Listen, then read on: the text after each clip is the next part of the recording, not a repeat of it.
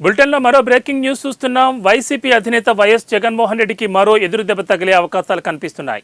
ఏపీలోని మరో కీలక నేత మాజీ మంత్రి వైఎస్ఆర్సీపీ పార్టీకి గుడ్ బై చెప్పేందుకు నిర్ణయం తీసుకున్నారట.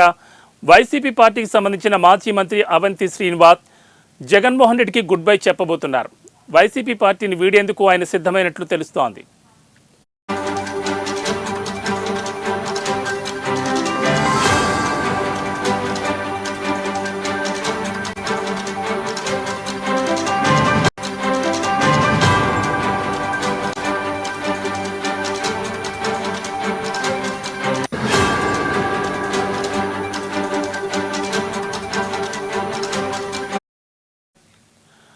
ఏపీలో వైఎస్ఆర్సీపీ ఓడిపోయిన తర్వాత మీడియా ముందుకు ఎప్పుడూ రాలేదు అవంతి శ్రీనివాస్.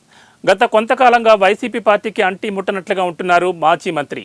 2019 ఎన్నికల్లో భీమిల్ నుంచి ఎమ్మెల్యేగా పోటీ చేసి విజయం సాధించారు అవంతి శ్రీనివాస్. ఈ నేపథ్యంలోనే జగన్మోహన్ రెడ్డి కేబినెట్లో స్థానం కూడా సంపాదించుకున్నారు.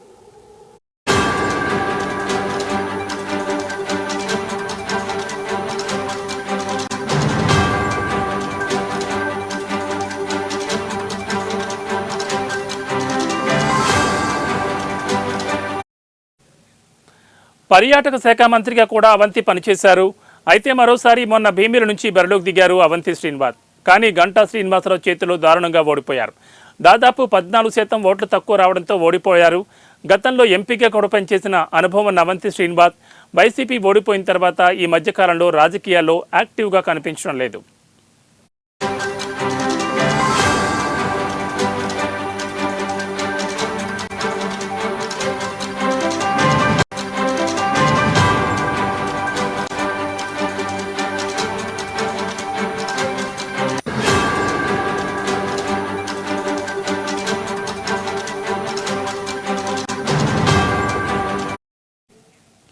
వైసీపీ కార్యక్రమాలకు కూడా అవంతి దూరంగా ఉంటున్నారు. దీంతో ఆయన జంప్ అయ్యే అవకాశాలు స్పష్టంగా కనిపిస్తున్నాయి.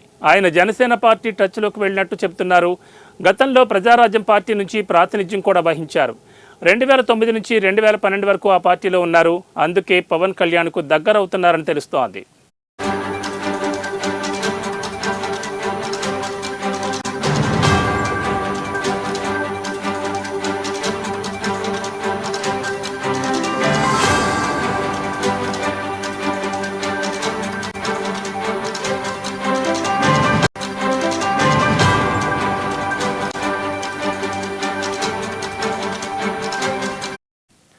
వైఎస్ఆర్సీపీ అధినేత వైఎస్ జగన్మోహన్ రెడ్డికి మరో ఎదురుదెబ్బ తగిలే అవకాశాలు కనిపిస్తున్నాయి.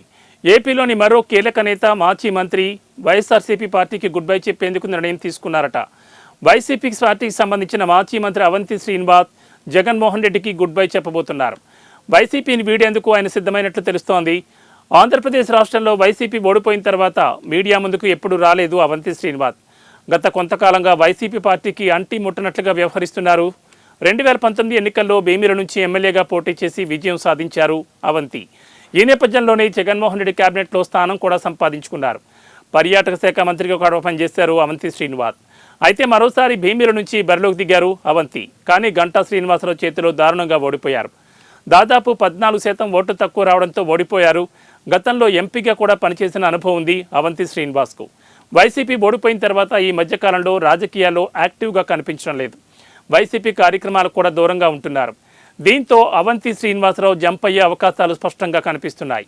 ఆయన జనసేన పార్టీకి టచ్లోకి వెళ్ళినట్టు చెప్తున్నారు. గతంలో ప్రజారాజ్యం పార్టీ నుంచి ప్రాతినిధ్యం కూడా వహించారు. 2009 నుంచి 2012 వరకు ఆ పార్టీలో ఉన్నారు. అందుకే పవన్ కళ్యాణ్కు దగ్గరవుతున్నారని తెలుస్తోంది.